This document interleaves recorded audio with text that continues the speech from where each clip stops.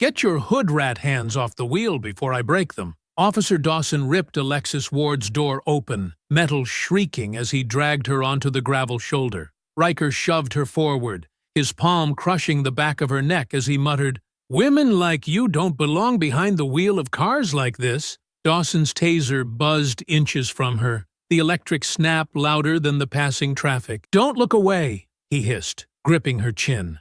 "I want you to remember who owns this road." When he cocked his fist to strike, Alexis's punch connected first, sharp and explosive, freezing every witness mid-breath. None of them knew they'd just swung on a Delta Force commander. Before we go any further, comment where in the world you are watching from and make sure to subscribe, because tomorrow's story is one you don't want to miss. Commander Alexis Ward eased her SUV down the winding Georgia highway, the late afternoon sun casting long shadows through the pine trees. The drive from her mother's house usually brought her peace, a rare moment of quiet after years of classified missions. But today, something felt off. In her rearview mirror, 2 patrol cars had been following her for the past 15 minutes, hanging back just enough to make their presence known. Her trained instincts kicked in as she maintained a steady speed. Hands relaxed, but ready at 10 and 2 on the steering wheel. The cruisers suddenly accelerated, their engines roaring as they split apart. One cutting in front, while the other boxed her in from behind. The lead car swerved sharply, forcing her to brake hard. Her SUV lurched to a stop on the shoulder, gravel crunching under the tires. "Keep your hands where we can see them!" Deputy Dawson's voice boomed through a megaphone. He emerged from the lead car, hand already on his holster. Deputy Riker approached from the other side, his face twisted in a sneer. Alexis lowered her window just 3 inches, enough to communicate, but maintain protection. "Is there a problem, officers?" Dawson's face reddened as he stormed up to her window. "When a woman like you drives a car this nice, it's stolen. Get out before we remove you ourselves." Her jaw tightened, but she kept her voice steady. "This is my vehicle. I have registration and— Did I ask you to talk?" Dawson grabbed her door handle, yanking it open. "Out! Now!" Years of combat training screamed at her to react, but Alexis forced herself to move slowly, deliberately. She stepped out with her hands raised slightly, her military-honed senses cataloging every detail. Dawson's aggressive stance, Riker's position behind her, the 3rd officer now approaching from the backup car. "Face the vehicle, legs spread." Dawson grabbed her shoulder, shoving her hard against the SUV. The impact knocked the breath from her lungs. "This is unnecessary," she stated calmly. "I'm a military officer." Riker's knee slammed into her ribs, cutting off her words. "Shut your mouth. You people always have excuses." The search was nothing more than an excuse for brutality. Rough hands patted her down with intentional force, lingering inappropriately. Alexis's combat instincts flared with each violation, but she remained still, analyzing their positions, waiting. "Not so tough now, are you?" Dawson twisted her arm behind her back, pushing it up until pain shot through her shoulder. "Time to learn some respect." The 3rd officer circled around, cracking his knuckles. "These types never learn respect until you teach it to them." Alexis felt the cold metal of a taser press against her neck. Dawson's breath was hot on her ear as he growled, "Maybe this will help the lesson stick."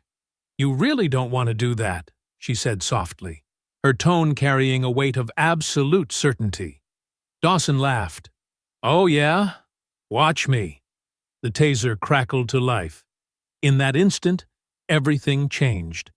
Before the electrodes could make contact, Alexis moved. Her elbow shot backward with crushing force, catching Dawson in the solar plexus.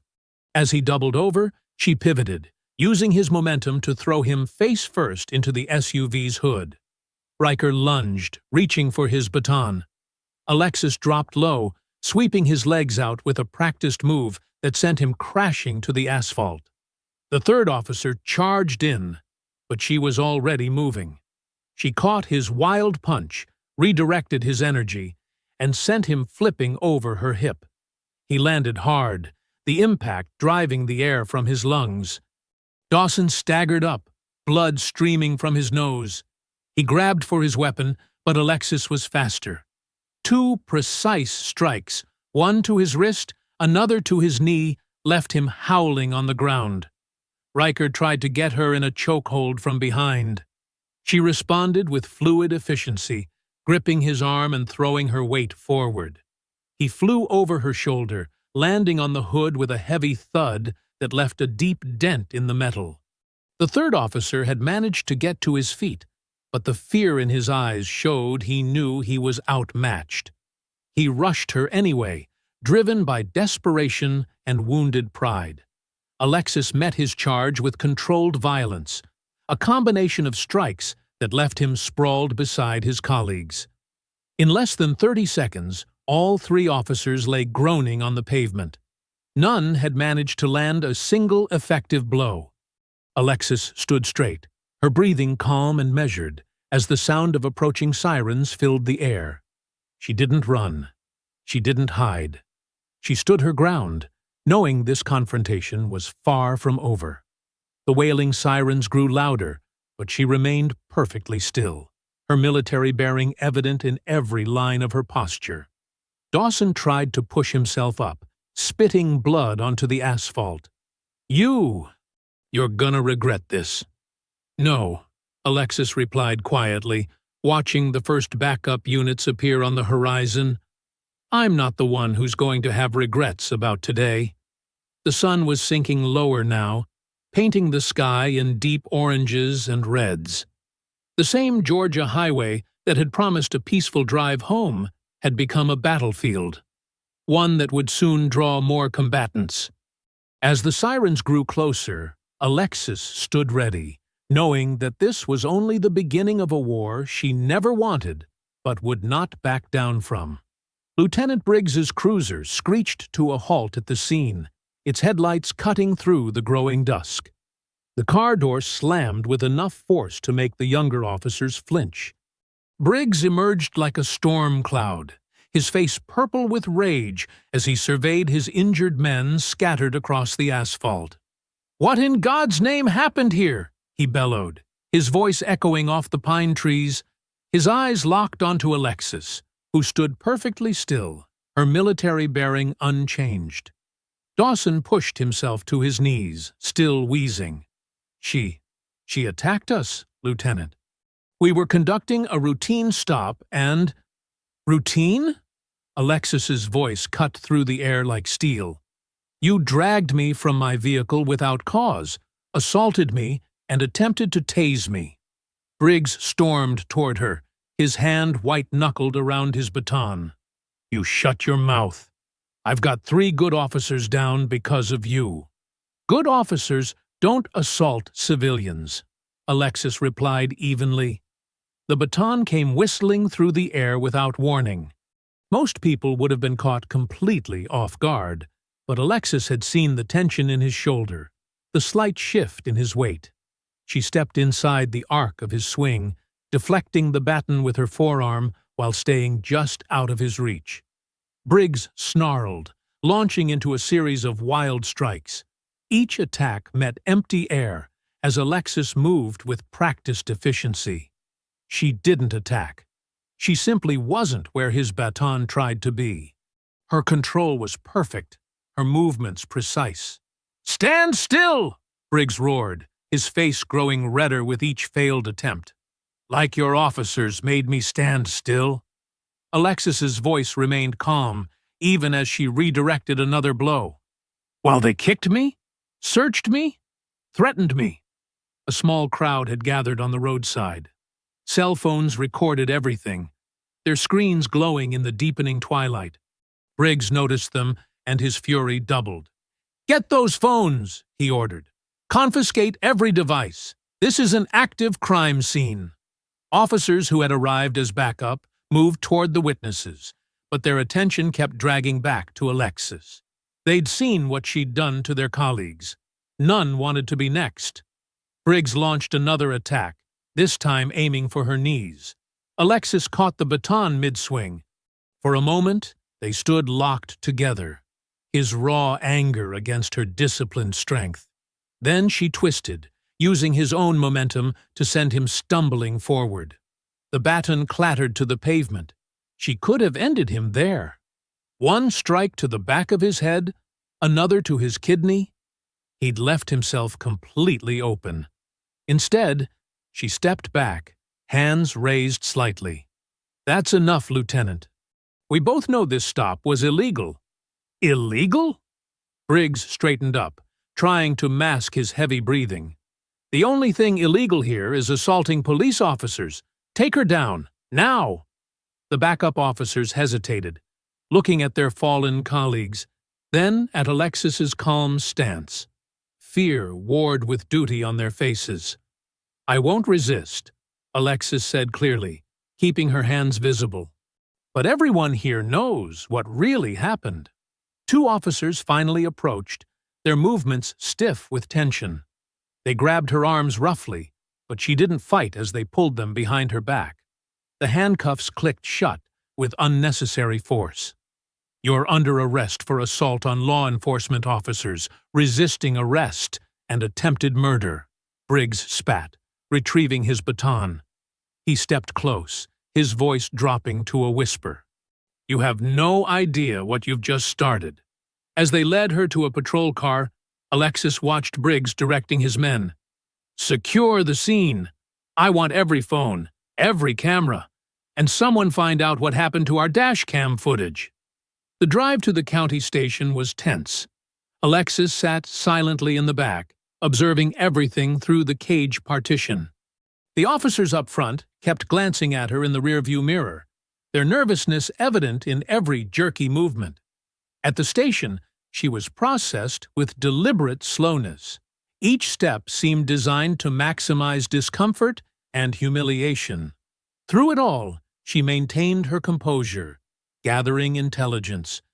She noted which officers avoided eye contact, which ones seemed uncomfortable with the situation, and which ones followed Briggs's lead without question. From her position in booking, she could see Briggs in his office, orchestrating the cover-up. Officers cycled in and out, each leaving with specific tasks. One carried out the dash cam hard drives. Another began typing what would undoubtedly be a falsified report. "Computer systems acting up," an officer announced loudly. "Might lose some files tonight." Briggs's smile was cold. These things happen. Technology's never reliable. They placed her in a holding cell away from other inmates. The concrete walls were cold, the metal bench unyielding. Alexis sat with perfect posture, her training allowing her to find comfort in the discomfort. She'd survived worse conditions in far more hostile territories. Heavy footsteps approached. Briggs appeared at the bars, his face set in a smug expression. He'd regained his composure, apparently confident in his ability to control the narrative. "No judge in this county will believe your story," he said, tapping his baton against the bars. "It'll be your word against 3 respected officers. And now look at you, just another violent offender in a cell." The fluorescent lights hummed overhead as 2 officers led Alexis through the booking area. Her muscles ached from the hard metal bench, but she kept her posture straight, her face composed. The night had been long, filled with the echoes of drunk tanks and the occasional shouts of other inmates. "Processing for release hearing," one officer announced, refusing to meet her eyes. The booking sergeant typed slowly, deliberately drawing out each click of the keyboard. Lieutenant Briggs burst through the door, a thick folder tucked under his arm. His smile was all teeth and malice. "Going nowhere just yet. Got some paperwork to file first." He slapped the folder down, spreading out multiple charge sheets. "Assault on law enforcement officers. That's 3 counts. Resisting arrest. And my personal favorite?" He held up the last form with theatrical flair. "Attempted murder." "That's absurd," Alexis said quietly, noting how several nearby officers shifted uncomfortably. "Is it?" Briggs's voice dripped with mock concern. "Officers Dawson and Riker tell a different story. How you exploded into violence during a routine stop. How you used military-style attacks that could have killed them. They're both in the hospital, by the way, thanks to you." "I want my phone call," Alexis said, "and I'm requesting legal counsel." "Oh, certainly. We're all about proper procedure here." Briggs's laugh was harsh. "Unlike some people who think they can assault officers without consequences." The phone call was brief. Within an hour, Harper Lane strode into the station, her heels clicking purposefully against the linoleum. Her sharp eyes took in everything: the officer's body language, the hastily posted duty roster changes, the way Briggs hovered near the booking desk. "I'm representing Commander Ward," Harper announced, her voice carrying. "I need to see all charging documents and incident reports immediately." Briggs tried to stare her down. "We're still processing the paperwork. These things take time." "Fascinating," Harper replied, "especially since you've already leaked details to the press. I saw the morning news segment about the dangerous veteran who attacked your officers." She turned to Alexis, speaking quietly but clearly. "This county has a history of protecting abusive officers. 8 similar incidents in the past year alone, all buried, but they've never tried to frame someone with your credentials." "The dash camera footage will clear this up," Alexis said. Harper's smile was grim. "Let me guess. Technical difficulties?" "Equipment malfunction," Briggs cut in. "Real shame. But we have 3 officers' sworn statements about her unprovoked attack." "3 identical statements, I'm sure," Harper replied. "We'll be requesting federal oversight. The pattern of civil rights violations in this department is too clear to ignore." While Harper argued with Briggs about bail conditions, Alexis observed the station's operations. She noted which officers handled evidence, which ones managed the computers, who had access to the security footage. Every detail was valuable intelligence. Through the station's windows, she could see news vans gathering. A reporter was already doing a live stand-up, gesturing toward the building. On the break room television, a local anchor read from a statement. Sources within the department described the suspect as mentally unstable, possibly suffering from PTSD. "They're pushing hard to control the narrative," Harper muttered, returning with release papers. "But they made mistakes. The timing of the report submissions, the missing footage, the escalation of charges, it all shows coordination. We can use that." The bail process took another 2 hours.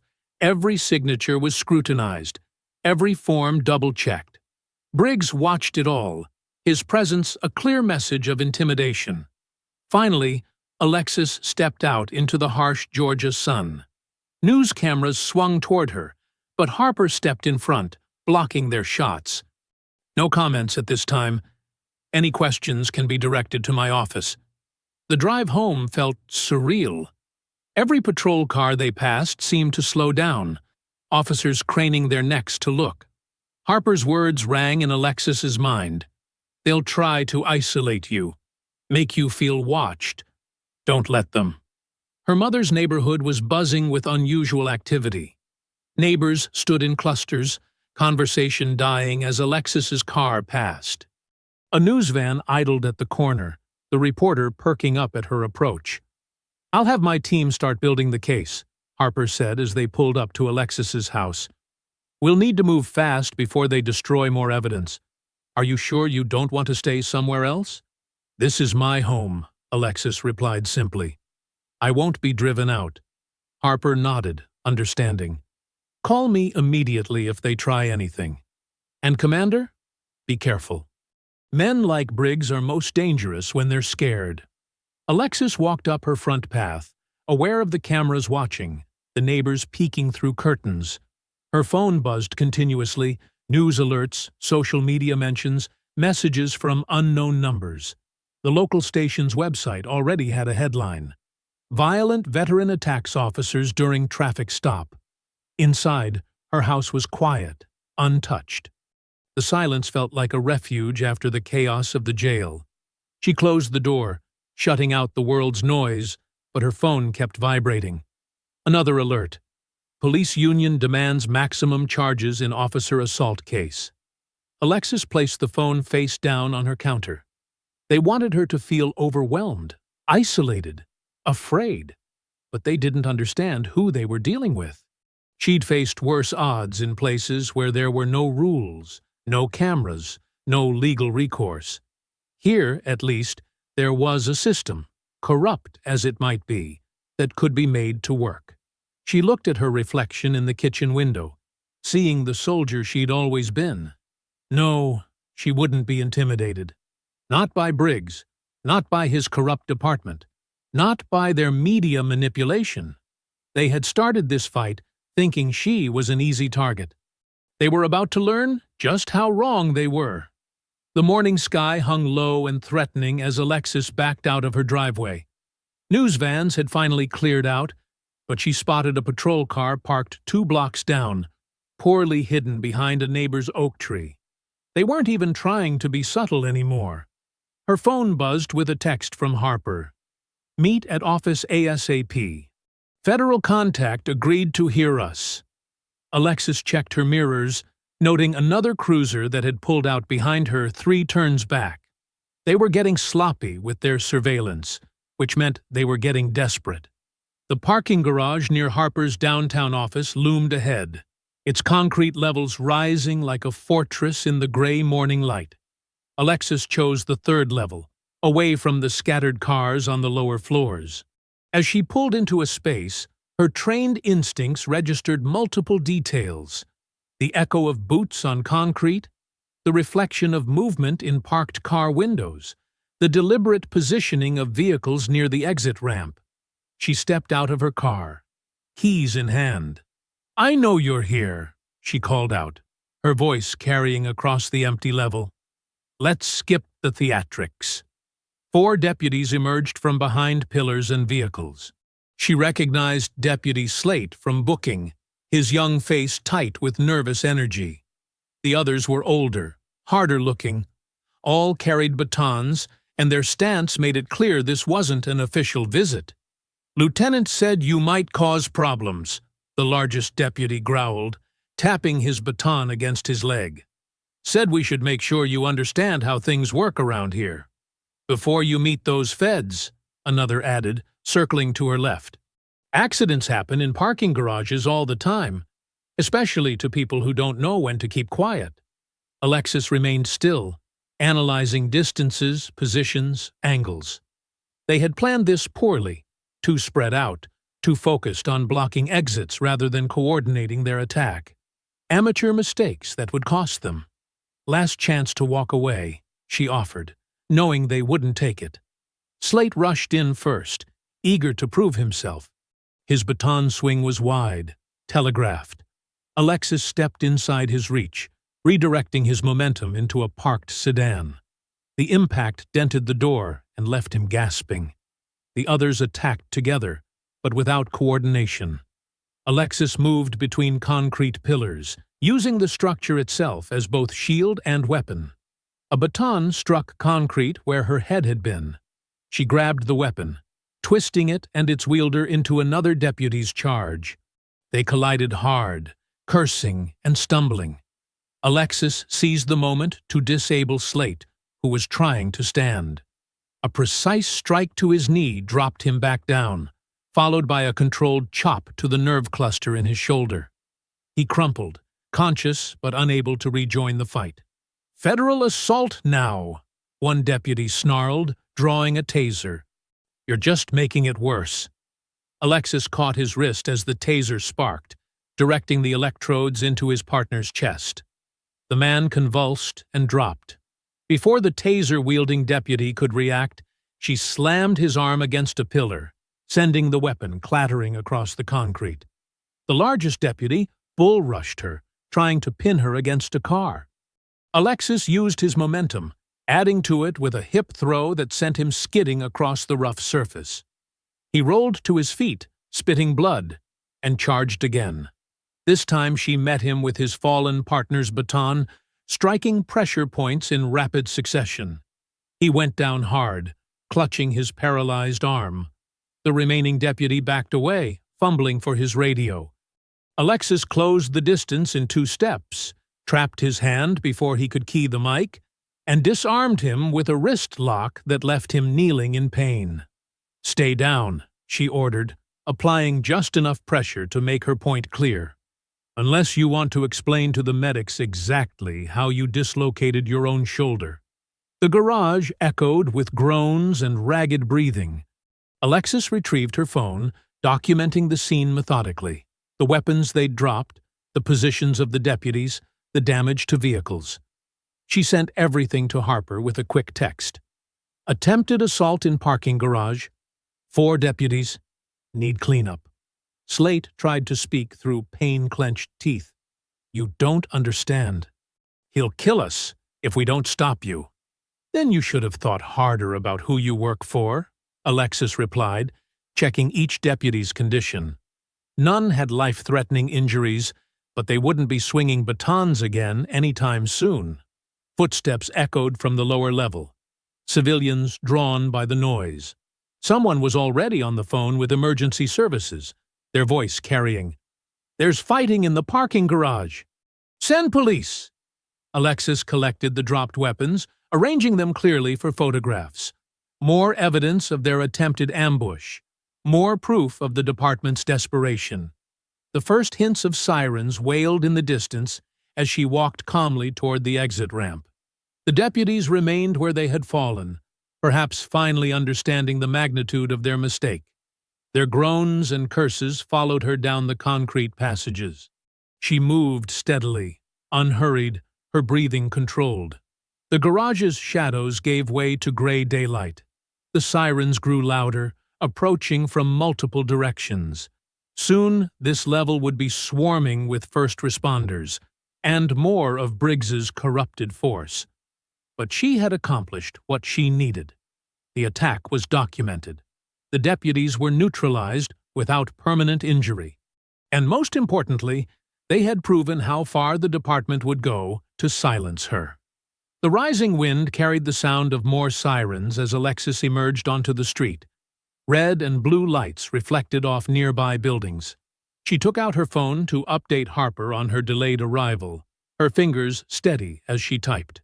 The afternoon sun cast long shadows through Harper's office windows as Alexis sat across from her attorney's desk.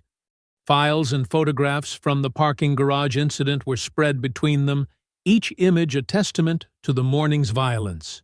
"They're spinning this faster than I expected," Harper said, tapping a freshly printed news article. "Look at this headline, 'Unstable Veteran Attacks Officers in Parking Structure.' They're painting you as someone who seeks out confrontation." Alexis leaned forward, scanning the article. Her jaw tightened at the quotes from anonymous department sources describing her as a threat to public safety. They moved quickly. "Briggs is smarter than he looks," Harper admitted, shuffling through more papers. "He's already been to the DA's office. My contact there says he spent 2 hours with Marston this morning, right after the garage incident. Let me guess, they're expediting the charges?" Harper nodded grimly. "Marston's calling it a matter of public safety. They're trying to fast-track your prosecution before we can gather more evidence of their corruption." Alexis stood, pacing the length of Harper's office. The carpet muffled her steps as she moved past the law degrees and civic awards adorning the walls. "They're desperate. Those deputies this morning. They were scared. Not just of me, but of Briggs. One of them said Briggs would kill them if they failed. That tracks with what I've been hearing." Harper pulled out another file. 3 complaints in the last year about officers claiming they were forced to falsify reports. All dismissed, of course. But there's a pattern of intimidation within the department. "We need to go higher," Alexis said, stopping at the window. Below, pedestrians moved along the sidewalk, unaware of the corruption festering in their community. Federal oversight. I have a contact at the Justice Department, Daniel Cross. He specializes in department-wide corruption cases. Harper picked up her phone. He's been looking for a way into this jurisdiction for months. Your case might be exactly what he needs. Make the call, Alexis agreed. But Briggs will retaliate as soon as he knows we're reaching out to the feds. He's already retaliating. Harper pulled up an email on her computer. Just got this from a courthouse clerk. Briggs called an emergency meeting with his senior deputies an hour ago. Closed door, no records. Planning their next move. My source says Briggs was livid. Kept talking about containing you before you could do more damage. One deputy suggested backing off, letting things cool down. Harper's expression darkened. Briggs threatened his family. Alexis absorbed this, her military training helping her process the escalating threat. He's showing weakness. Strong leaders don't need to threaten their own people. But wounded animals are the most dangerous, Harper warned. And Briggs has the whole department acting like his personal attack dogs. A knock at the door interrupted them. Harper's assistant entered with more files. These just came from traffic court. They're issuing citations against Ms. Ward's vehicle. Expired registration, improper equipment, missing plates. All fabricated, Harper said, scanning the documents. They're trying to build a paper trail, make you look like a chronic offender. Small-time intimidation, Alexis observed. They're throwing everything they can think of, hoping something sticks. It's more than that. Harper spread out the citations. They're establishing a pattern. Each citation gives them an excuse to pull you over. They're setting up future confrontations. Alexis studied the papers, noting how each violation had been carefully crafted to appear legitimate. They're learning. This morning they tried brute force. Now they're using bureaucracy as a weapon. Which is why we need federal involvement immediately. Harper reached for her phone again. Cross can freeze these citations, prevent them from filing more. But we have to move fast. How long until he can get here? If I reach him today? Maybe 48 hours. But that's 2 days Briggs can use to escalate things further. Alexis nodded, already formulating contingency plans. I'll be ready. They won't catch me off guard again. There's something else. Harper hesitated, then pulled out one final document. Briggs filed a motion to revoke your bail, claiming you're a danger to his officers. Judge Whitman is reviewing it now. Whitman? Isn't he the one who golfs with Marston? Every Sunday. Harper's expression was grim. The system here is a closed loop, Alexis. They protect each other, cover for each other. Breaking that loop won't be easy. It never is. Alexis gathered her things, preparing to leave. But systems like this have weak points. We just have to find them. The drive home was tense, Alexis constantly checking her mirrors for patrol cars. But the department seemed to be keeping their distance. For now. As she pulled into her driveway, the setting sun painted her house in deep orange and shadow. The citations were taped to her front door, multiple sheets fluttering in the evening breeze, a pointed reminder that they could reach her anywhere, even here. Alexis removed them one by one, noting how official they looked, how carefully they'd been crafted to appear legitimate. Standing in her doorway, she studied her quiet street. Somewhere out there, Briggs was planning his next move. More deputies were being pressured into corruption. More innocent people were at risk of becoming targets. What had started as a simple traffic stop had evolved into something much larger. This wasn't just about defending herself anymore. It was about exposing a system that had rotted from within, about protecting a community that didn't even realize how deeply the corruption ran.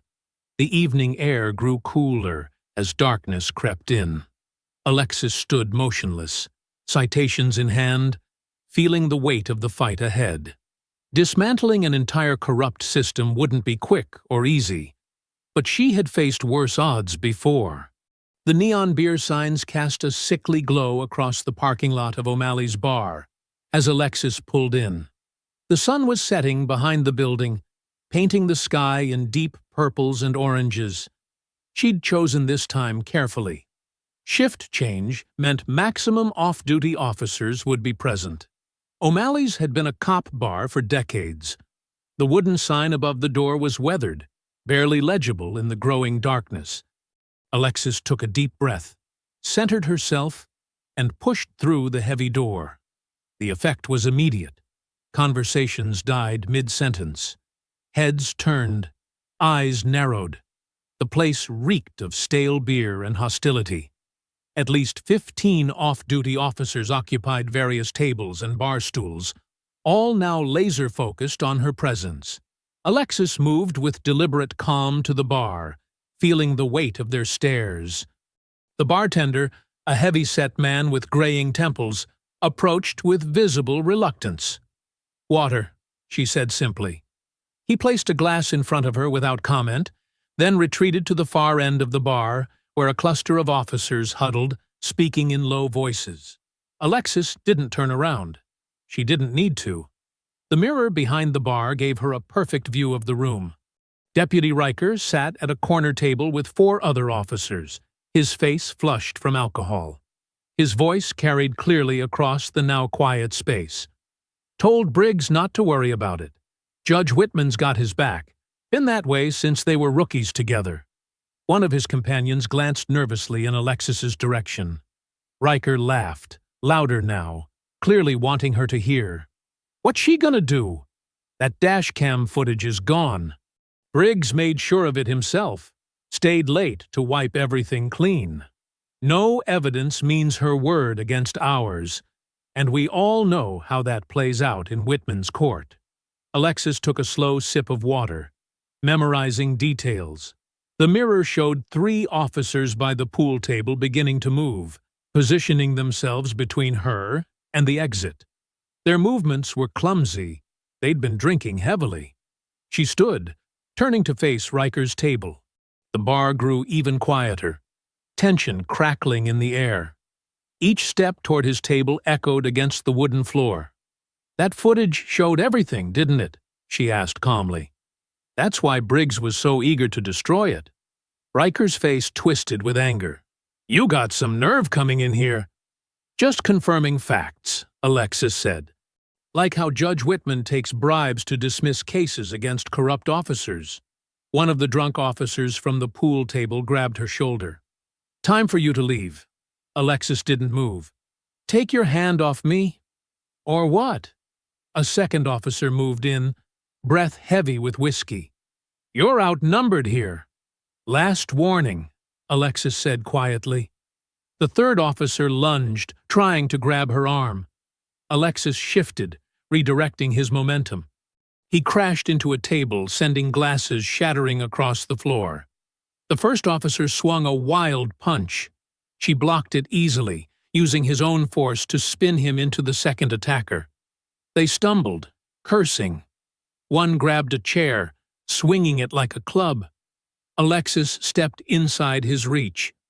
The chair splintered against the bar as she took him down with a precise strike to the solar plexus. He crumpled, gasping. The remaining officers attacked together, coordinating despite their drunkenness. Alexis moved with fluid efficiency, never wasting motion. One swing left a dent in the wall where her head had been a moment before. She countered with an elbow strike that dropped the attacker to his knees. The last officer backed away, eyes wide with fear. Behind her, she heard chairs scraping as other cops stood. But no one moved to help. They'd seen what happened to the first 3. "The footage," Alexis said, turning back to Riker. "Briggs deleted it personally?" Riker's face was pale now, the alcohol bravado gone. "You're crazy, coming here like this. Answer the question." "Yeah," he spat. He wiped everything. Security footage, too. Spent 2 hours making sure nothing survived. "Happy now?" "Extremely." Alexis surveyed the room. Several officers had phones out, recording. "Perfect. More evidence for Harper." "Anyone else want to add anything about Judge Whitman's special relationship with the department?" Silence answered her. The 3 officers she'd disabled were still on the floor, moaning softly. Behind the bar, the bartender had disappeared, probably calling for backup. "Then we're done here." She moved toward the exit, maintaining awareness of every person in the room. No one tried to stop her. They watched with a mixture of fear and fury as she reached the door. The night air felt cool against her skin as she stepped outside. Stars were beginning to appear in the darkening sky. She could hear sirens in the distance, the cavalry finally responding to the bartender's call. But they were too late. She had what she needed. Alexis pulled out her phone, already composing a message to Harper about Briggs personally destroying evidence and Judge Whitman's corruption. The pieces were falling into place. Each confrontation revealed more of their network, more proof of how deep the rot went. The bar door opened behind her. A voice called out, thick with pain and rage. "This isn't over!" She didn't bother turning around. Their threats were empty now, born of desperation and wounded pride. The real fight wasn't with drunk officers in a bar.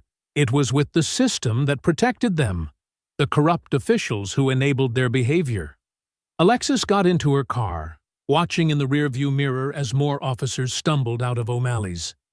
They looked lost, their illusion of untouchable power shattered, along with that chair. She started the engine, already focusing on the next step. The evidence was destroyed, but now she had witnesses who'd admitted to its destruction. It wasn't ideal, but Harper would know how to use it. The sirens grew louder as she pulled away from the bar, leaving behind a scene of broken furniture, bruised egos, and the first real cracks in the department's wall of silence. The morning sun cast long shadows across the empty road as Alexis headed toward Harper's office. Her phone, propped on the dashboard, displayed a carefully organized summary of last night's revelations at O'Malley's. The recorded confessions about Briggs and Judge Whitman would blow this case wide open. A flash of white and blue in her rearview mirror caught her attention. A patrol SUV had appeared behind her, following uncomfortably close. Alexis checked her speed, exactly at the limit. The SUV's grille filled her mirror, close enough that she could make out the driver's face. Officer Matthews, one of Briggs's most loyal attack dogs. "Here we go," she muttered, gripping the wheel tighter. The patrol vehicle swerved into the oncoming lane, engine roaring as it pulled alongside her. Matthews' partner Reynolds sat in the passenger seat, both men wearing expressions of pure hatred. Alexis maintained her speed, watching as Matthews jerked his wheel toward her. The first impact was tentative, a warning bump that made her tires squeal. She countered with a defensive driving technique, maintaining control while appearing to struggle. "Come on," she said quietly. "Show me what you're really here for." As if hearing her challenge, Matthews slammed his SUV into her car with full force. The impact sent shudders through her vehicle. But Alexis was ready. She'd already activated her phone's camera, mounted to capture everything. The road ahead curved sharply to the right, bordered by a steep ditch. Matthews accelerated, trying to pin her against the guardrail. Instead of fighting it, Alexis tapped her brakes. The patrol SUV shot forward, overshooting its mark. "Amateur hour," she said, watching Matthews struggle with his steering. His vehicle fishtailed, tires leaving black streaks on the asphalt. Reynolds grabbed the dashboard, panic clear on his face. Alexis executed a perfect pursuit intervention technique, a precision tap to the patrol SUV's rear quarter panel. The effect was devastating. Matthews overcompensated, sending the vehicle into an uncontrollable spin. The patrol SUV careened across both lanes, hit the shoulder, and rolled once before settling in the ditch. Steam hissed from the crumpled hood. Alexis pulled over, positioning her car to block any escape routes. Matthews kicked his door open, stumbling out with his hand on his holster. "You're dead!" he screamed, but his voice shook. Blood trickled from a cut on his forehead. "Stay where you are," Alexis called out, phone recording everything. "Keep your hands visible." Reynolds emerged from the passenger side, already reaching for his radio. "Unit 47, officer down!" Alexis moved with practiced efficiency. 2 quick strikes dropped Matthews before he could draw his weapon. Reynolds backed away, fumbling with his radio. "Shots fired! Shots!" She closed the distance in 3 steps, sweeping his legs and pinning him face down. "No shots fired," she said calmly, securing his arms. "Just like there was no reason for you to try running me off the road." "Briggs will kill you for this," Matthews groaned from where he lay. "Add that threat to the recording," Alexis replied, checking both officers for serious injuries. Finding none, she used their own handcuffs to secure them to their vehicle's push bar. The whole encounter had lasted less than 2 minutes. Alexis returned to her car, reviewing the footage. Every second was clear. The unprovoked attack, their attempts to cause a fatal crash, and Matthews's final threat.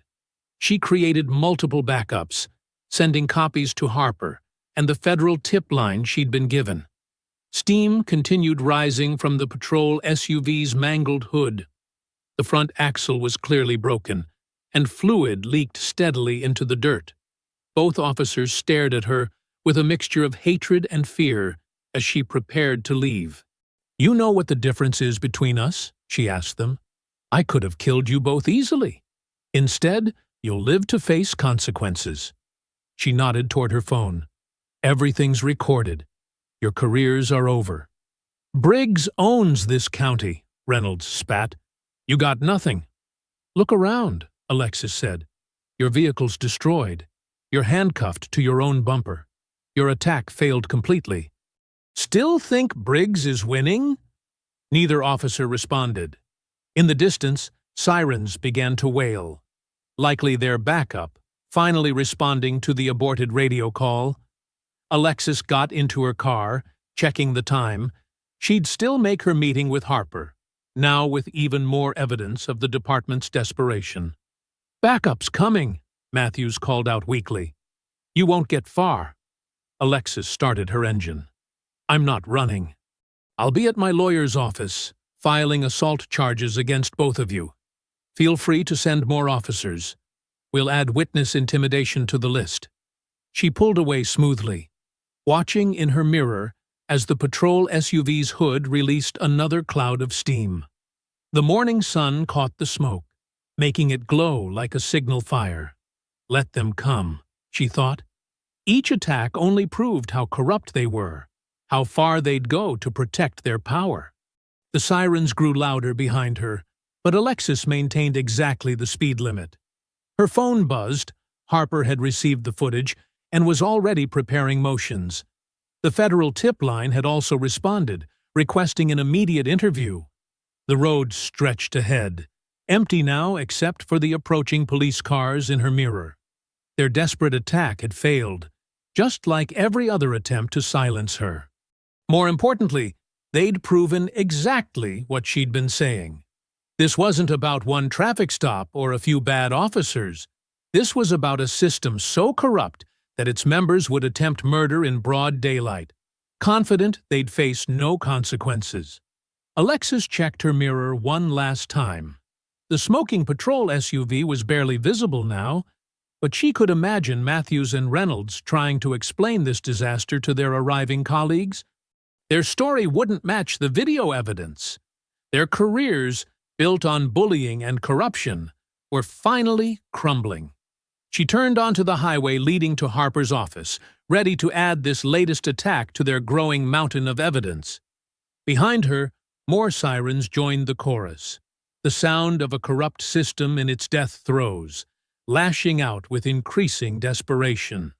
Sunlight streamed through the windows of Harper's downtown office as Alexis spread printouts, photos, and video files across the conference table.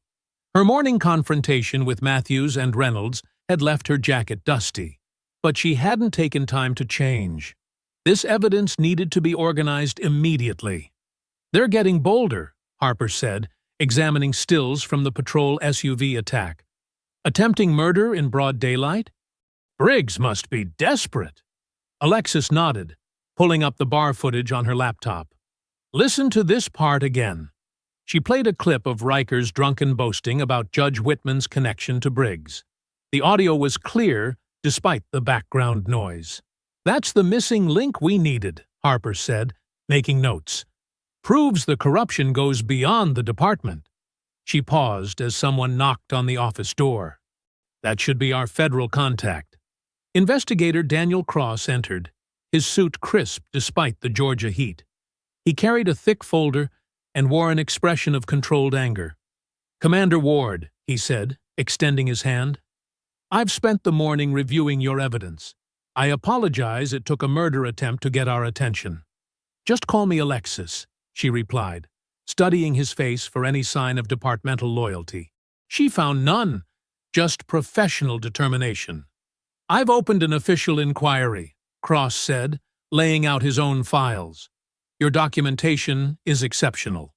Military precision in the notes, multiple camera angles, clear chain of evidence. He tapped the photos of her original traffic stop injuries.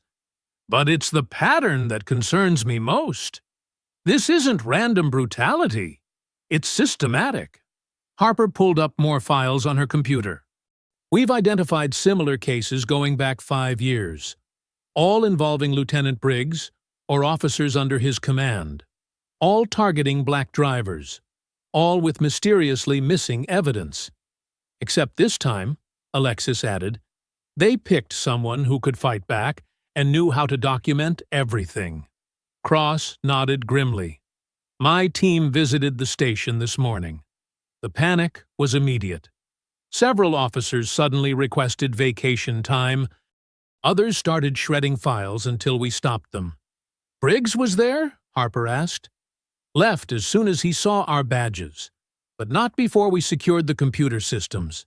Cross opened his folder, revealing screenshots of internal emails. Your traffic stop wasn't spontaneous, Commander.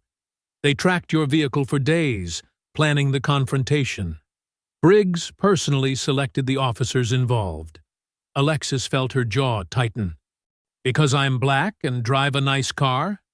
Partially, but also because they'd observed you visiting your mother. They assumed having family in their jurisdiction would make you vulnerable to pressure. Cross's expression hardened. They've used similar tactics before, threatening relatives to force victims into silence. Not this time, Alexis said quietly, her voice carrying absolute certainty. Harper's phone buzzed. She checked it and frowned. Briggs is already responding to the federal presence. He's called an emergency press conference for this afternoon. Let me guess, Alexis said. More claims about my military aggression issues? Worse, Harper replied. He's trying to paint you as a domestic terrorist. Says your combat training makes you a threat to public safety. She showed them the press release. He's demanding federal authorities arrest you, not investigate him. Cross shook his head. Classic deflection.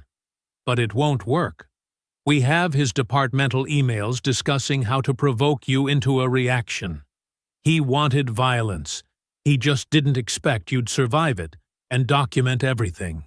They spent the next hour reviewing evidence for the preliminary hearing. Cross confirmed the federal investigation would take precedence over local charges, effectively neutralizing Judge Whitman's influence. Every new piece of evidence revealed deeper corruption, falsified reports, missing dashcam footage, coordinated harassment campaigns against other victims. The roadside attack this morning was sloppy, Cross noted, watching the video again. They're unraveling, making mistakes, which makes them more dangerous, Alexis said. Men like Briggs would rather destroy everything than lose control. Harper's assistant interrupted with more news. Multiple deputies had walked off the job, refusing to follow Briggs's increasingly erratic orders. Others were calling the federal tip line, offering to testify about years of misconduct. The thin blue line is cracking, Cross said. Once officers realize federal charges are possible, loyalty to Briggs becomes a liability. He won't accept that, Harper warned. His whole identity is built on power, on being untouchable. Then we make sure every attack backfires, Alexis said firmly. Every threat becomes evidence. Every attempt to silence us proves our case. They prepared for the preliminary hearing, scheduled for the following week. Harper organized witness statements from other victims. Cross added federal charges to the growing list of violations. Alexis provided tactical analysis of each confrontation, proving the escalating pattern of violence. One concern, Cross said as they finished. Briggs still has supporters in the department. They're watching your movements, logging your contacts. Standard intimidation tactics. Let them watch, Alexis replied. Every surveillance attempt is another civil rights violation to document. The meeting concluded with a clear strategy. Harper would handle legal proceedings, while Cross expanded the federal investigation. Alexis would continue gathering evidence while maintaining her defensive posture against further attacks. Stay alert, Cross advised as they prepared to leave. Briggs is the type to take this personally. His power structure is crumbling, and he knows it. Alexis gathered her files, noting how the evidence now filled multiple boxes. Each attempt to silence her had only made their case stronger. The very tactics meant to protect their corruption were exposing it instead. Harper walked her to the elevator. We'll need you back tomorrow to prepare for depositions. My security team can escort you. I'll be fine, Alexis assured her. They've learned direct confrontation doesn't work. The elevator opened to the lobby, its mirrored walls reflecting her determined expression. Through the glass doors, she could see the street clearly. An unmarked Crown Victoria sat across the intersection, its occupants poorly concealing their surveillance. Alexis straightened her jacket, checking that her phone was still recording. Let them watch, she thought. Let them see what real strength looks like. Every moment they spent monitoring her was another moment their corrupt system weakened. The department's desperation was becoming more obvious with each passing hour. Their power, built on decades of unchecked authority, was finally facing real consequences. And Alexis intended to see those consequences through to the end. The wooden benches creaked under the weight of spectators as Alexis entered the crowded courtroom. Every seat was filled, with people standing against the back wall. News of federal involvement had drawn reporters, civil rights activists, and countless citizens who'd experienced similar abuse. Harper walked beside her, briefcase filled with evidence. Investigator Cross sat at a separate table, his presence adding federal weight to the proceedings. Across the aisle, Lieutenant Briggs and his department lawyer projected false confidence. Judge Marshall entered, and the room stood.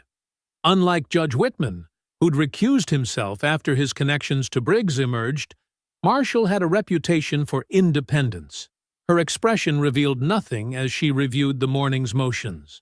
"We'll begin with the federal evidence," Marshall announced, nodding to Investigator Cross. Cross approached the bench with a digital recorder and transcripts. "Your Honor, during our investigation of missing dashcam footage, we recovered backup audio from officer body microphones. Department policy requires these recordings be preserved for 90 days.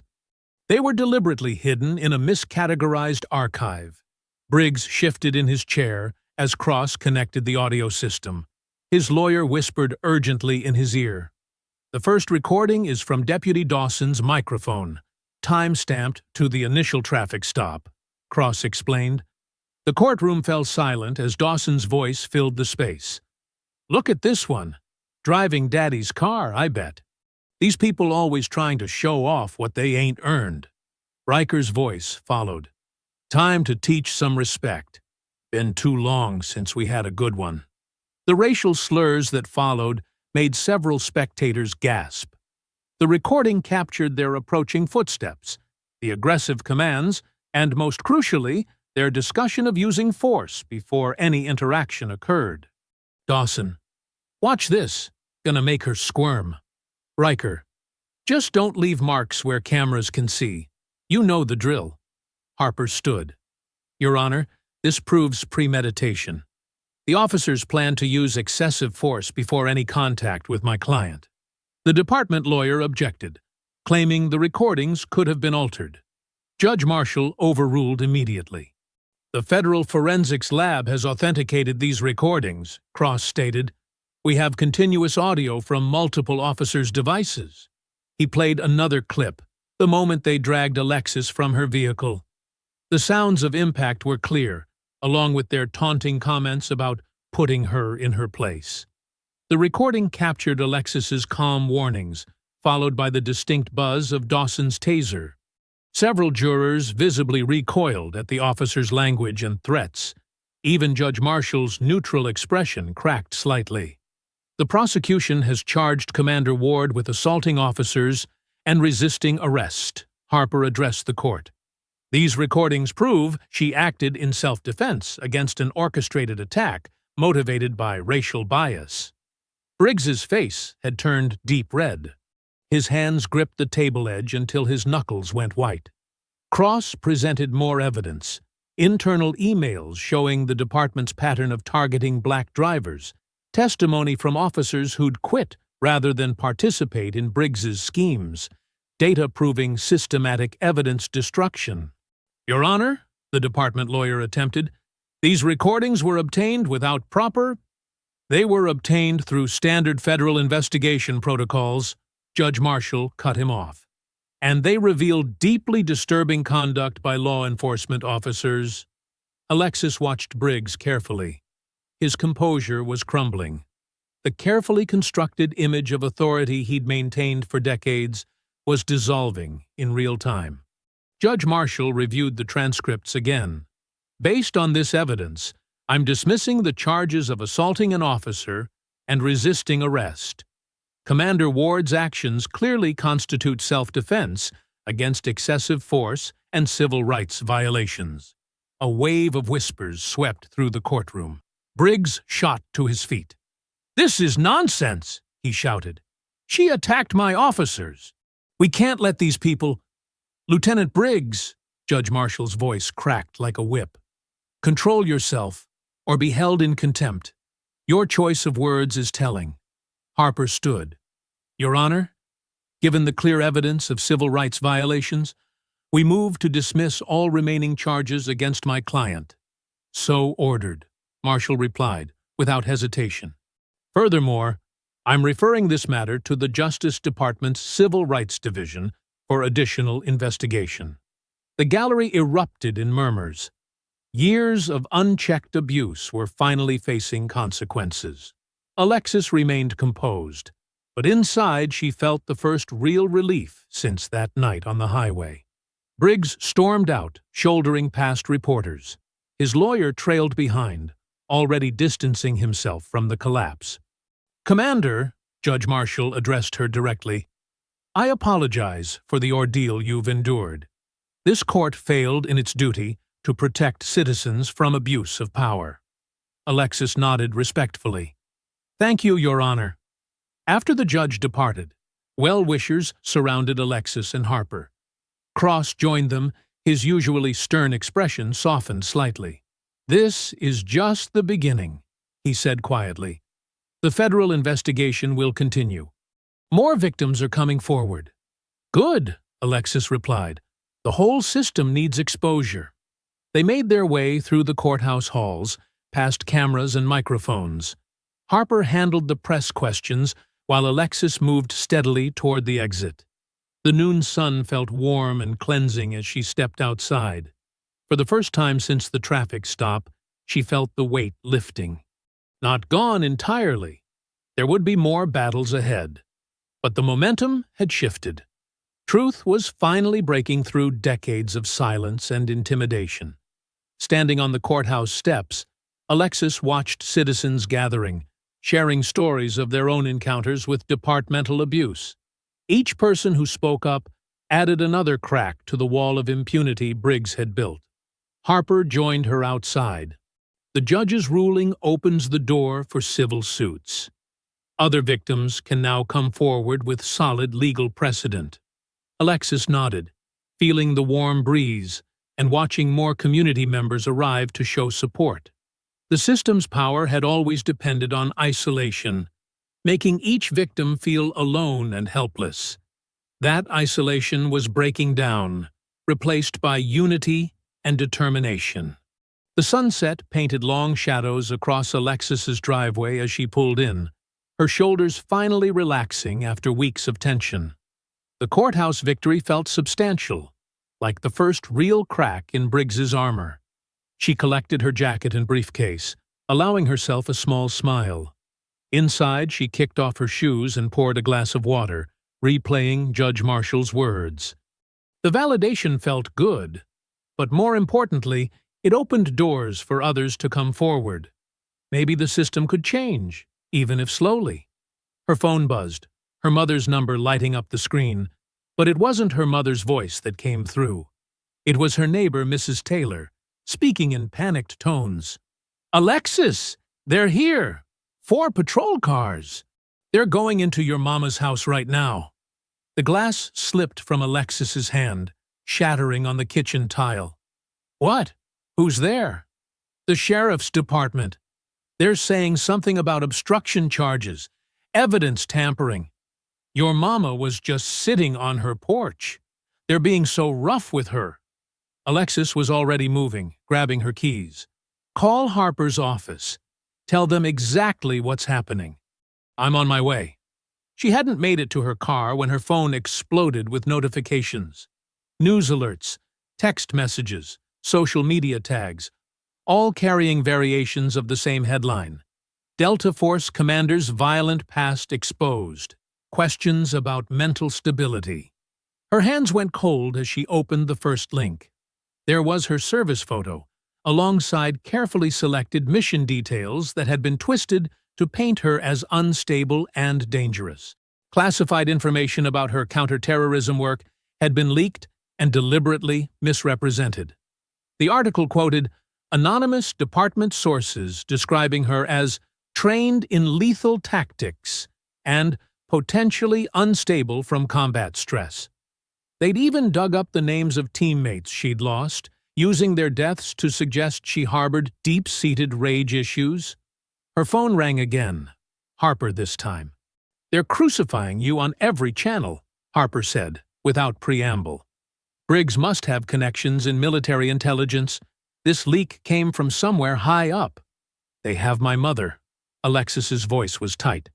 4 patrol cars at her house. "I know. I've got people heading there now." "But Alexis, this is coordinated. They're trying to destroy your credibility before—" A loud knocking interrupted them.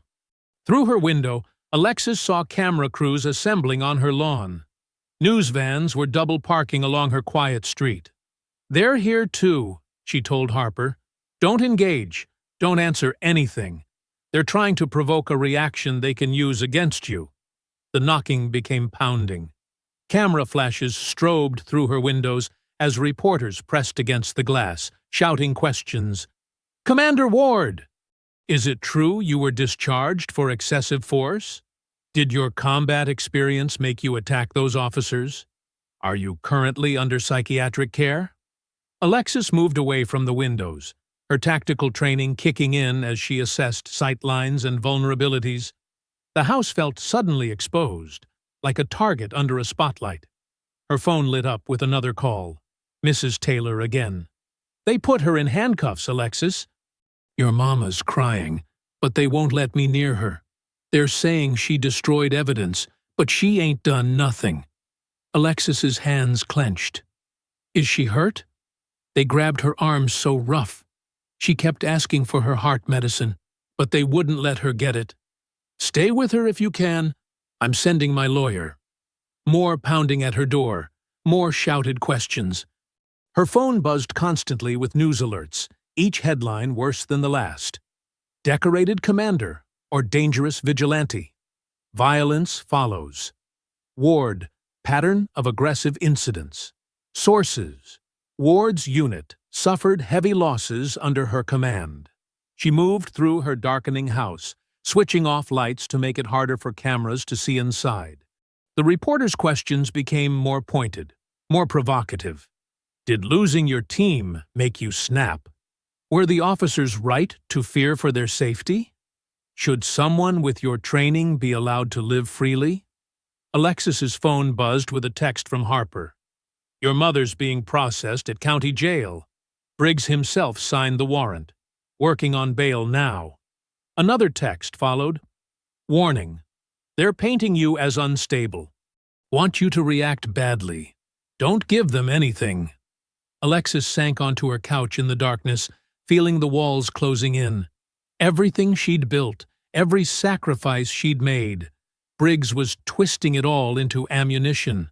Her service, her losses, her dedication to protecting others.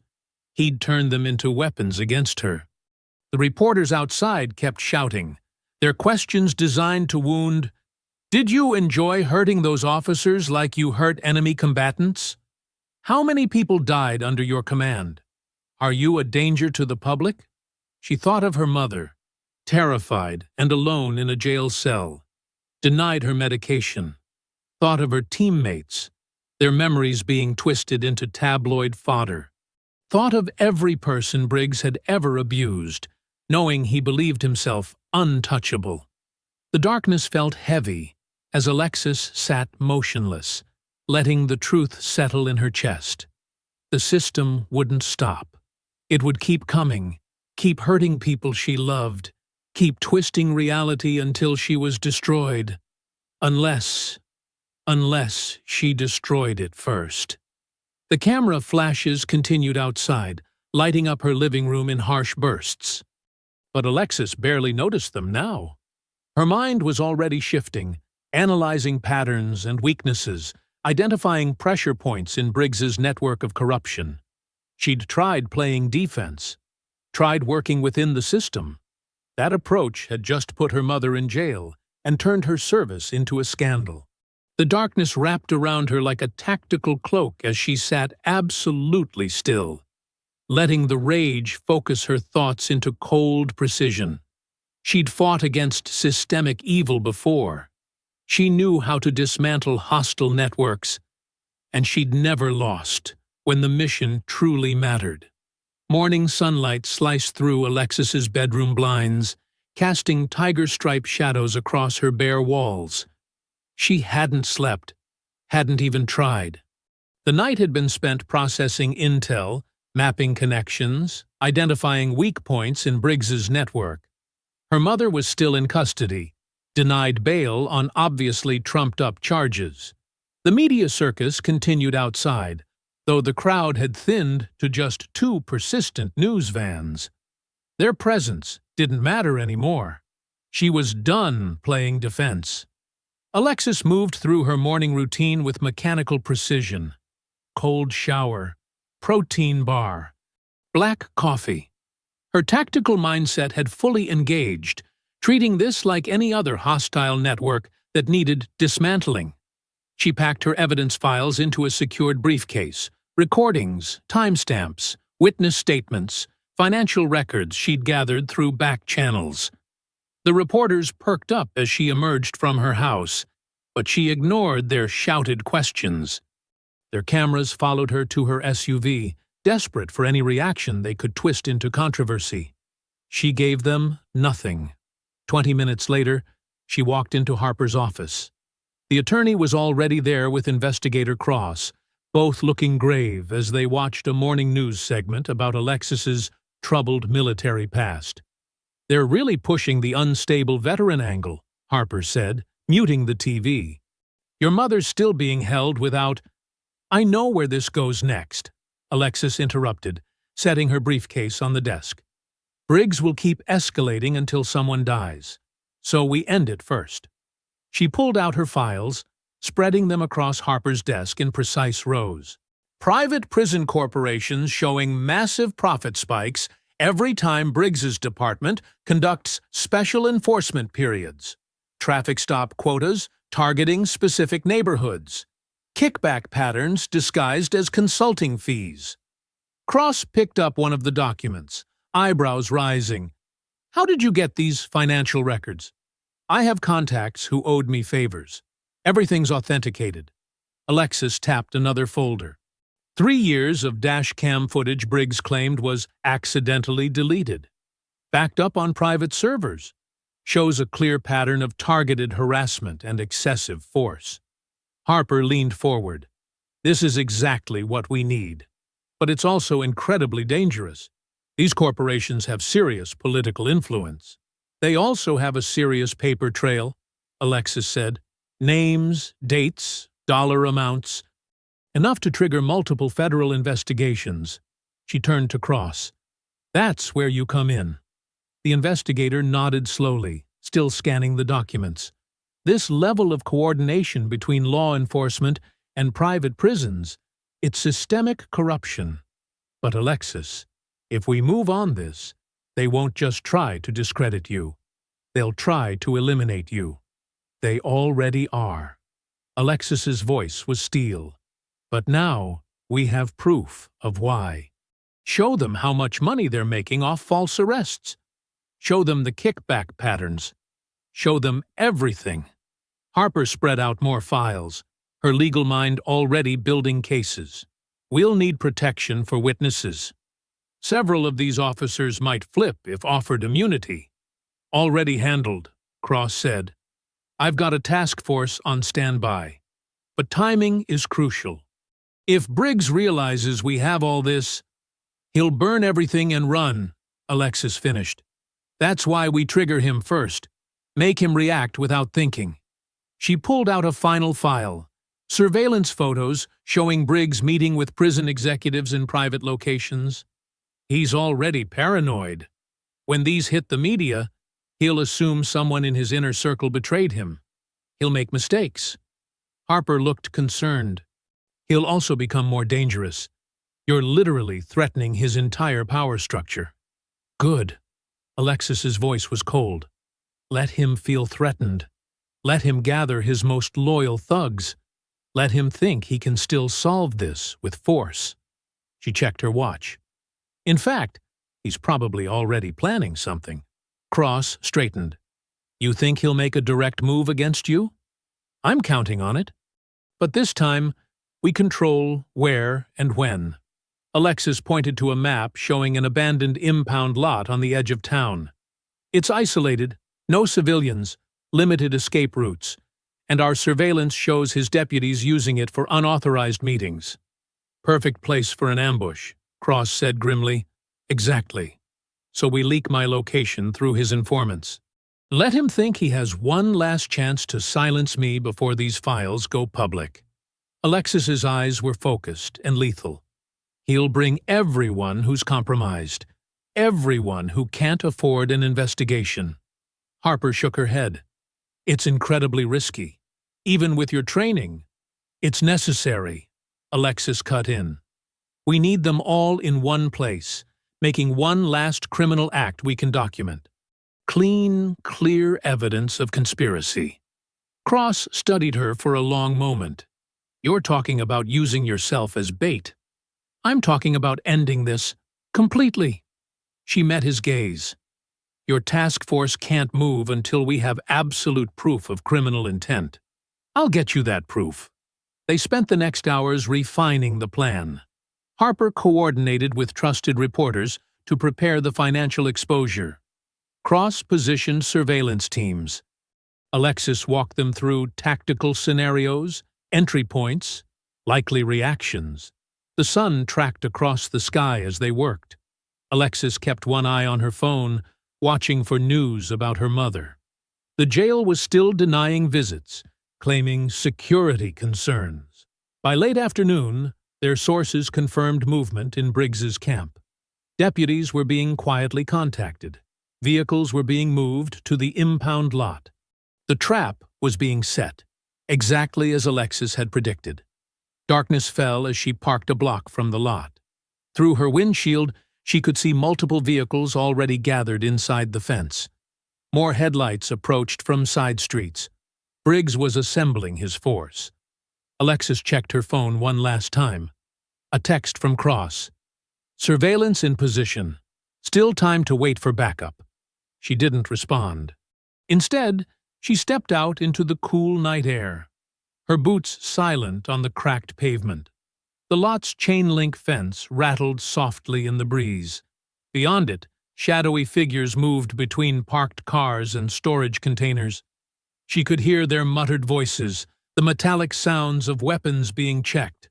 Briggs was gathering everyone who was compromised, everyone who had participated in his corruption. Just as she'd planned. Inside the dimly lit impound lot, Alexis walked steadily through pools of shadow cast by security lights. Briggs stood in the center of a loose circle. Nearly a dozen deputies spread out around him. The air was thick with tension and the metallic smell of old cars. "You just couldn't let it go," Briggs called out, his voice echoing off container walls. "Had to keep pushing until you forced our hand." Alexis scanned her surroundings with practiced efficiency. Stacked shipping containers created urban canyons. Rusted vehicles sat like silent witnesses. Tools and chains lay scattered across oil-stained concrete. Every piece of terrain was a potential weapon or shield. "Nobody leaves here until she's dealt with," Briggs announced to his men. Permanently. The deputies shifted nervously, checking weapons. Some held batons or lengths of pipe. Others gripped heavy chains. A few had hands hovering near holstered firearms. Their breath fogged in the cold night air. "Last chance to walk away," Alexis said calmly. "Anyone who leaves now stays off the indictment list." A young deputy, barely more than a rookie, took an uncertain step backward. Briggs whirled on him. "You move! Your career is over," he snarled. "Everyone here is committed. No backing out." The deputy froze, fear visible even in the dim light. Alexis logged his position. He'd hesitate in the fight, creating a gap in their circle. "Take her!" Briggs ordered. The first deputy charged forward, swinging a heavy chain. Alexis stepped inside his arc with fluid grace, caught his wrist, and twisted. The chain clattered to the ground as he dropped, crying out in pain. She kicked it away into the darkness. That broke the tension. Deputies rushed her from multiple angles, weapons raised. Alexis moved like water, each motion flowing into the next. A baton strike whistled past her head as she ducked. She caught the attacker's arm, using his momentum to throw him into two others. Metal rang against metal as a pipe hit the container behind her. Alexis spun, drove her elbow into the deputy's solar plexus, then pushed off him to avoid a chain swinging for her legs. The fight expanded, deputies spreading out to surround her. Alexis backed toward a storage container, analyzing angles and distances. 3 deputies approached from the front, trying to pin her. Instead of retreating, she planted one foot on the container's side, pushed up, and grabbed the edge. In one smooth motion, she pulled herself onto the top, gaining the high ground. "Don't let her stay up there!" Briggs shouted. "Get her down!" 2 deputies scrambled up opposite sides of the container. Alexis waited until they were committed to their climb, then stomped hard on one's fingers. He fell back with a yell. The other managed to get one hand on top. She grabbed his wrist and yanked him forward, sending him tumbling across the container's surface. Below, deputies circled like wolves, looking for angles to attack. Some tried throwing tools and debris. Alexis dodged a wrench, letting it clang behind her. The elevation gave her precious seconds to study their positioning. Briggs had moved back, coordinating the assault. 4 deputies guarded the container's corners. 3 more spread out with chains and pipes, ready to strike if she descended. The rookie hung back, clearly uncertain. A deputy with a baton managed to climb up from behind. Alexis heard his boots on metal and spun. He swung wild, off balance on the uneven surface. She blocked with her forearm, trapped his weapon arm, and used his forward momentum to throw him off the container. He crashed into 2 others below. "Use your firearms!" Briggs screamed, losing composure. "End this!" The sound of multiple holsters unsnapping echoed through the lot. Alexis was already moving. She ran along the container's edge as the first shots cracked out, bullets sparking off metal. At the corner, she grabbed a hanging chain and swung down, putting the container between her and the armed deputies. In the shadows underneath, she found the chain she'd kicked away earlier. Wrapping one end around her fist, she waited as Boots approached from both sides. The deputies were moving more cautiously now, coordinating their attacks. A baton thrust into the darkness, trying to flush her out. Alexis caught it with the chain, yanked hard, and disarmed its owner. Another deputy dove under the container with a pipe raised. She redirected his strike into the metal above, the impact numbing his hands. Shouts and curses filled the air as more deputies converged. Alexis rolled out from her cover, chain whipping out to tangle one deputy's legs. He pitched forward as she rose, using him as a shield against the others. When two rushed her together, she pushed her captive into them and spun away. The fight shifted through pools of light and shadow. Alexis moved constantly, never letting them pin her down. She used the terrain ruthlessly, slamming attackers into containers, tripping them over debris, forcing them to bunch up in narrow spaces where they hindered each other. The rookie finally worked up his courage and charged with a length of pipe. Alexis disarmed him almost gently, then pushed him away. "Stay down," she advised. "This isn't your fight." He scrambled back, eyes wide with fear and relief. Briggs was shouting himself hoarse, trying to coordinate his remaining forces. Half his deputies were already down, nursing broken bones, twisted joints, or simply unwilling to rise. The others were hesitating, their confidence shattered. Alexis vaulted onto a wrecked car, chain still gripped in one hand. Two deputies rushed her position from opposite sides. She flipped down between them just as they swung, their weapons passing through empty air where she had been. Her boots hit concrete as their momentum carried them forward, and their weapons collided with brutal force, sending both deputies staggering. Alexis swept their legs with a low spin, leaving them groaning on the concrete. She rolled to her feet in the center of the impound lot, where flickering floodlights cast shifting shadows across 8 remaining deputies. "Form up!" Briggs bellowed from behind his men. "Don't let her pick you off." The deputies moved into a loose semicircle, brandishing an array of weapons. 2 held service pistols at low ready. 3 gripped metal pipes, or batons. Another pair had heavy chains, and one clutched a length of rebar torn from construction debris. Alexis's breath came steady despite the exertion. Her eyes tracked each opponent, measuring distances and angles. A broken side mirror from a wrecked car glinted by her foot. She kicked it up casually, catching it by the plastic backing.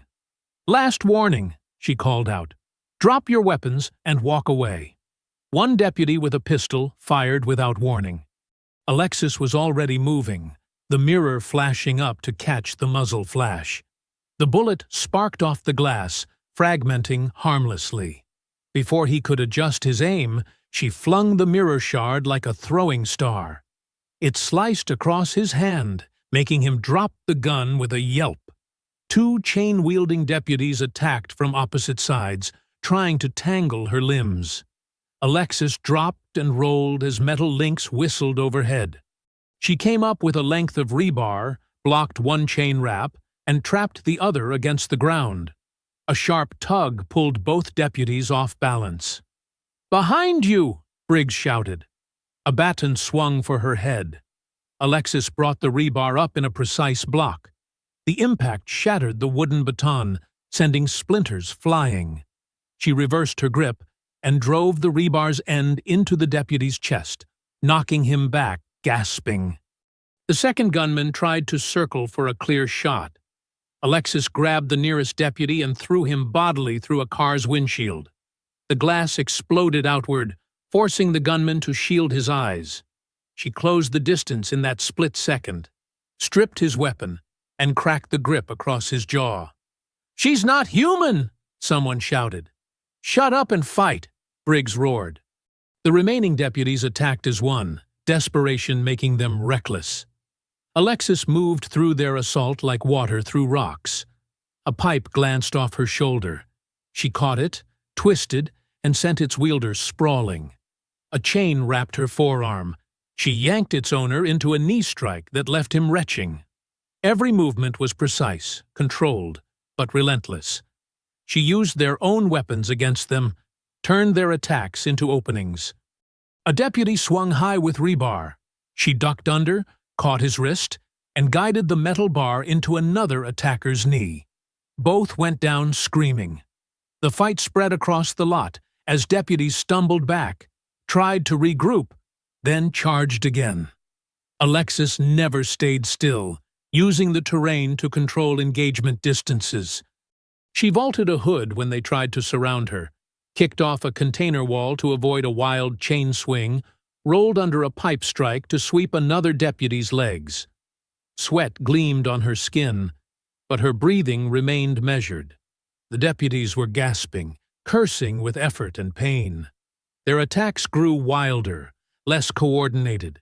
Fear replaced anger in their eyes as she systematically dismantled their numerical advantage.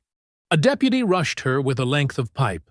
Alexis caught it mid-swing, twisted it free, and dropped him with his own weapon. Another tried to tackle her from behind. She used his momentum to throw him into a stack of tires. He landed in a tangle of rubber, too dazed to rise. The remaining deputies began backing away, looking to Briggs for guidance. Their lieutenant stood rigid with fury, watching his elite crew fall apart. Years of unchallenged authority crumbled with each defeated officer. Two deputies tried a coordinated attack, one high and one low. Alexis timed her response perfectly. She caught the high strike, redirected it into the low attacker, then dropped both with quick strikes to vulnerable points. They collapsed, clutching bruised joints and muscles. Another deputy charged with a roar, swinging a heavy chain. Alexis stepped inside his guard, blocked his arm against her body, and delivered 3 precise hits to nerve clusters. The chain slipped from nerveless fingers as he dropped to his knees.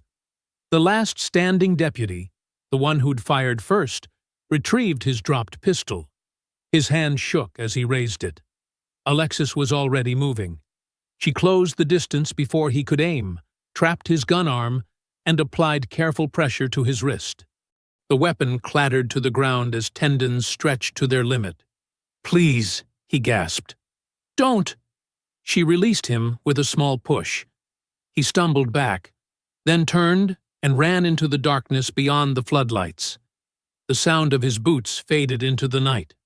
Alexis stood in the center of the lot, surrounded by groaning, defeated deputies. Some clutched injured limbs. Others lay still, conscious but unwilling to rise. The ground was littered with dropped weapons, chains, pipes, broken batons, and scattered debris. Her chest rose and fell with steady breaths as she took in the scene. Despite the intense combat, her movements remained fluid, controlled. She had fought with precision rather than anger, dismantling their assault with tactical efficiency. The floodlights buzzed overhead, casting harsh shadows across the battlefield. In their unsteady glow, Briggs stood alone, his face twisted with rage and fear as he gripped a steel pipe in white-knuckled hands. The weapon trembled slightly, betraying his terror as he faced the woman who had just defeated his entire crew. Briggs let out an animalistic roar and charged forward, the steel pipe whistling through the air in wild, desperate swings. His face was contorted with rage and fear, spittle flying as he screamed incoherently. The floodlights caught the metal's dull gleam as it sliced toward Alexis's head. She shifted her weight slightly, letting the pipe pass within inches of her face. The breeze from its passage barely stirred her hair. Briggs stumbled forward, thrown off balance by his own momentum and fury. "Stand still and fight," he bellowed, recovering for another swing. Alexis remained centered, tracking his movements with practiced ease. "You're done, Lieutenant! Drop it!" He responded with another wild assault, the pipe cutting violent arcs through the air. Each swing grew more erratic than the last, his technique degrading into pure desperation. Alexis weaved through the attacks, her movements economical and precise. "You ruined everything!" Briggs screamed. The pipe crashed against a nearby container when she sidestepped, sending metallic echoes across the lot. Years of control, respect, gone because of you. Respect? Alexis's voice remained level despite the lethal dance. "You mean fear. That's all you ever had." He swung the pipe in a vicious horizontal strike. This time, instead of evading, Alexis stepped into his guard. Her forearm caught the pipe mid-swing, trapping it against her body. The impact was jarring, but her technique absorbed the force perfectly. Briggs tried to wrench the weapon free, but Alexis had already secured her grip. She shifted her weight, applying targeted pressure with her forearm braced against the pipe's length. The metal groaned, then snapped with a sharp crack that echoed off the surrounding containers. Before Briggs could release his end, Alexis flowed into a joint lock. Her hands found precise pressure points as she controlled his wrist and elbow. He tried to resist, but physics and leverage were absolute. "No," he started to say. Alexis completed the motion. There was a wet popping sound as his elbow dislocated, followed by a distinct crack as the arm broke cleanly. Briggs's scream cut through the night air. He dropped to his knees, cradling his ruined arm. "You crazy He choked out through clenched teeth. "I'd think carefully about your next words," Alexis said quietly. She maintained the joint lock with one hand, ensuring he stayed down. "Federal agents are recording everything now." Briggs's head snapped up. Through the pain sweat on his face, she saw the moment he registered the new arrivals. Investigator Cross stood at the lot's entrance with several FBI agents, their weapons drawn. More importantly, multiple cameras and recording devices were pointed directly at the scene. "This is your one chance," Alexis continued, applying subtle pressure to remind him of his position. "Confess, all of it. The traffic stop setup, the evidence tampering, the coordination with the private prisons, everything. I don't know what you're—" He cut off with a gasp as she shifted her grip slightly. "Wrong answer." Her voice remained steady. "Let's start with the dash cam footage you deleted. Walk us through exactly how that happened." Briggs tried to squirm free, but the joint lock was absolute. Sweat ran down his face as he looked frantically between Alexis and the advancing federal agents. His resistance crumbled. "Fine," he spat. "I ordered the footage erased. Had IT wiped the whole system to cover our tracks. And the reason for the initial stop?" His laugh was bitter, tinged with pain. "We target them all. Anyone black in a nice car gets stopped, searched, arrested if possible. Keeps the private facilities full, keeps the kickbacks flowing." "Who else is involved?" Cross called out as he approached, recorder extended. "Half the department. Judge Maxwell." "D.L. Reynolds." Briggs's words tumbled out now, his composure shattered. "They all get their cut. Been running it for years." Alexis maintained the hold as Cross moved closer, documenting every detail. Around them, federal agents were securing the conscious deputies, reading rights and applying cuffs. Medical teams began arriving to treat the more seriously injured officers. "And my mother?" Alexis asked quietly. "The false arrest?" "Insurance," Briggs grimaced. "Thought we could pressure you to back off. Should have known better. Should have seen what you were when you dropped my men that first day." Red and blue lights began strobing across the lot as more law enforcement vehicles arrived. The flashing colors painted surreal patterns across the scattered weapons and fallen deputies. Evidence teams moved in, photographing and documenting the scene. "That's enough for now," Cross said, stopping the recording. He nodded to nearby agents. "Take him." Two FBI agents approached with cuffs. Alexis released the joint lock smoothly, stepping back as they secured Briggs.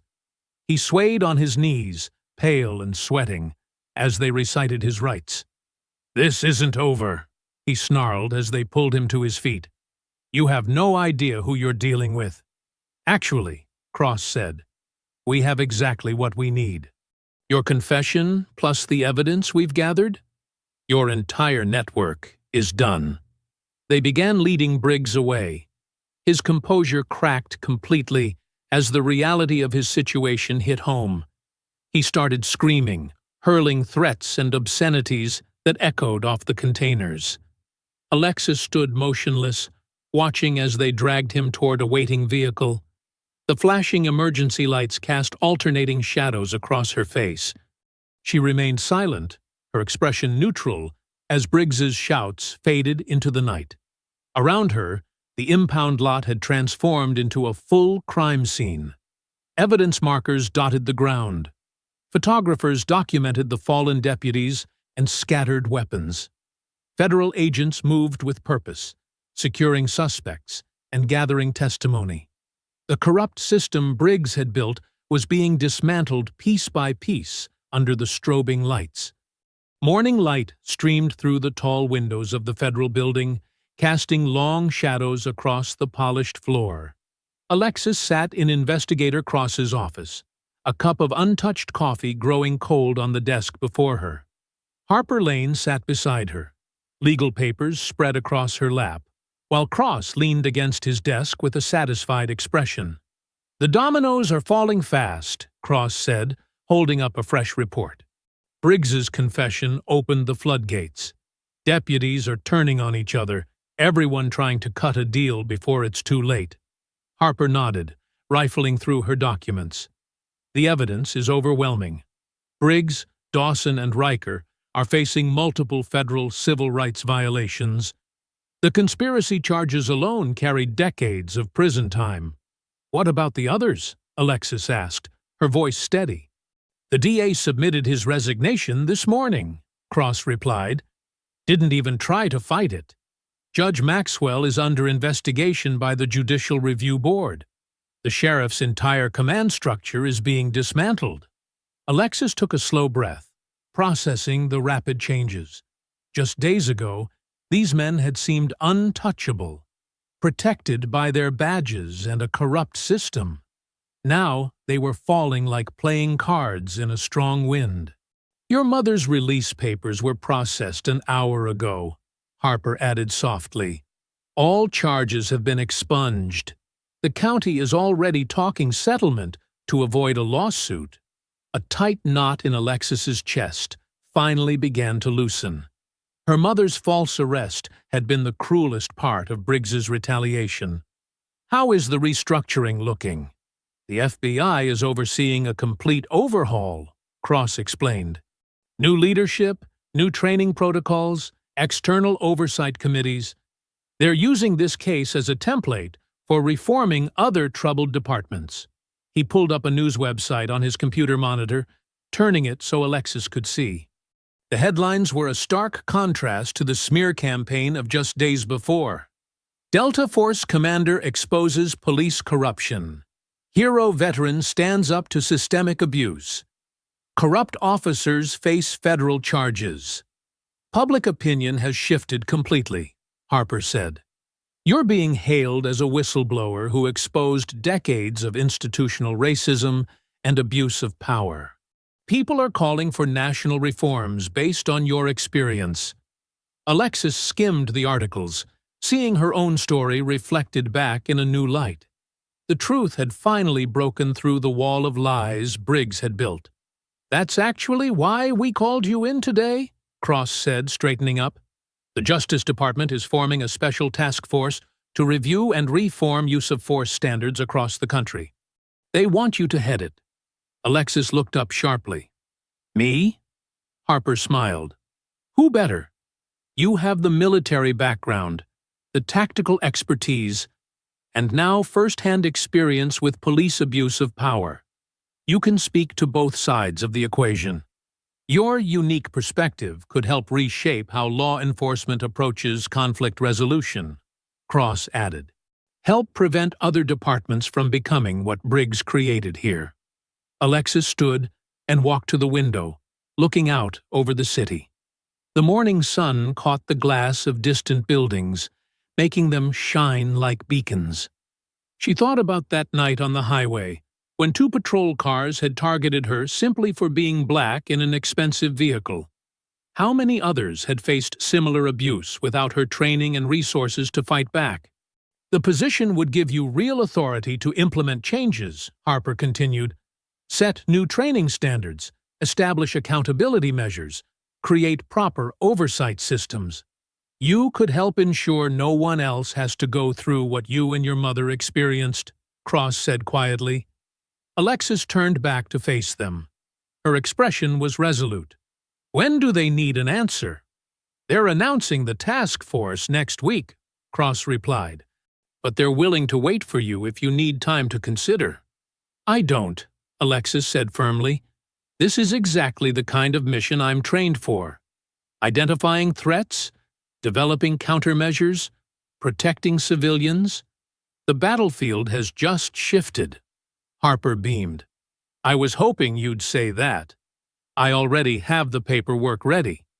They spent the next hour reviewing documents and discussing initial priorities.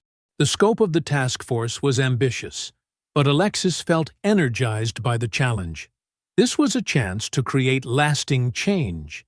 As they wrapped up the meeting, Cross's phone buzzed. He checked the message and smiled. Your mother's processing is complete. She's waiting in the lobby. Alexis gathered her things quickly. The 3 of them rode the elevator down together, emerging into the bright marble lobby where Sarah Ward stood waiting. Her mother's face lit up at the sight of her daughter. They embraced tightly, neither speaking for a long moment. When they separated, both women had tears in their eyes. Ready to go home? Alexis asked softly. Her mother squeezed her hand. More than ready. They walked together through the lobby's revolving doors, emerging onto the courthouse steps. The morning air was crisp and clean, carrying the promise of spring. News crews had gathered, but they kept a respectful distance, allowing the mother and daughter their moment of peace. Alexis took a deep breath, feeling the weight of the past weeks finally lifting from her shoulders. The storm had passed. The corrupt system that had targeted them was being dismantled. More importantly, she now had the opportunity to prevent similar abuse from happening to others. Her mother seemed to read her thoughts. You're going to take that task force position, aren't you? Yes, Alexis replied. Someone needs to make sure what happened to us can't happen again. Sarah nodded proudly. Then you better get to work. There's a lot of fixing to be done. They stood together in the morning sunlight, free at last from Briggs's shadow. The courthouse rose behind them like a massive stone guardian, no longer a symbol of corruption, but of justice restored.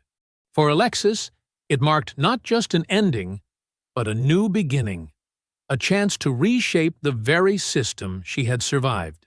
I hope you enjoyed that story. Please like the video and subscribe so that you do not miss out on the next one. In the meantime, I have hand-picked 2 stories for you that I think you will enjoy. Have a great day.